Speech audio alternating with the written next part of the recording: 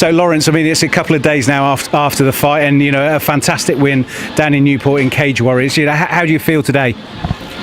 Honestly, feel great. It's a massive win for myself. Really happy.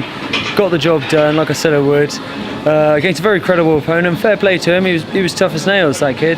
But yeah, like you say, got the job done. So I'm very happy. You had great support down there as well. You know, everybody sort of followed you down. You were on BT Sport as well.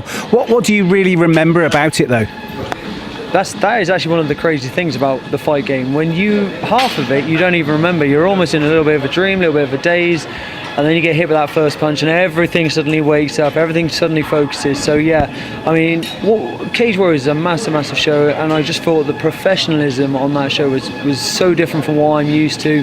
Not that other shows have been rubbish or anything like that, it's just that level of professionalism was massive, and it made a big impact on me.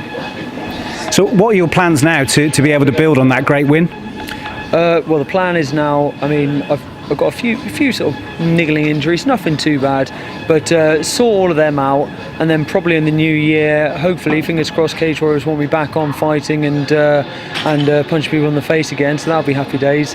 And that's the plan really, get back on Cage Warriors, get some more fights going, and hopefully fight as much as I can next year.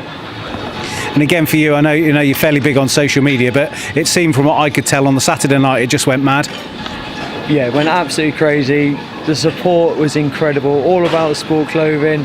Burley and Baines, all my sponsors have been amazing, and they've brought with them a massive crowd. I mean, we were there in Wales, I was fighting a Welsh boy. You'd have thought that I'd been drowned out, but no, we had loads of support, it was brilliant. So you were saying, you know, that first punch came in and suddenly it was wake up time, and crikey, you know, this is for real. You know, but what was different in the way that you actually approached this fight? Well, this fight, this is the first time I've ever been sort of taking it really professionally. I mean, I've been fighting as a pro now for a couple of fights, but you know, I'm also a dad. I work full time, all these bits and pieces. So if I could train a couple of times a week, happy days.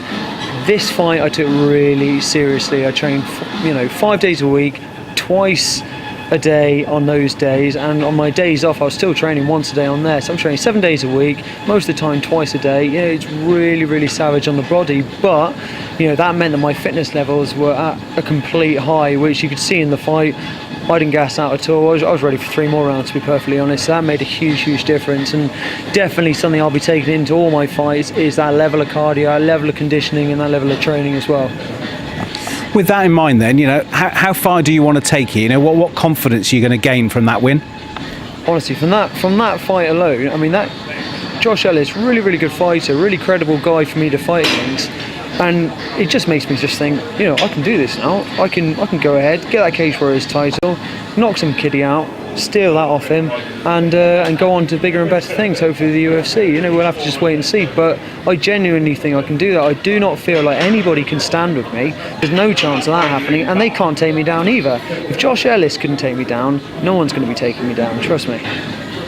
Well, congratulations again, and we look forward to seeing your progress in the following months and following years. Brilliant, thanks very much.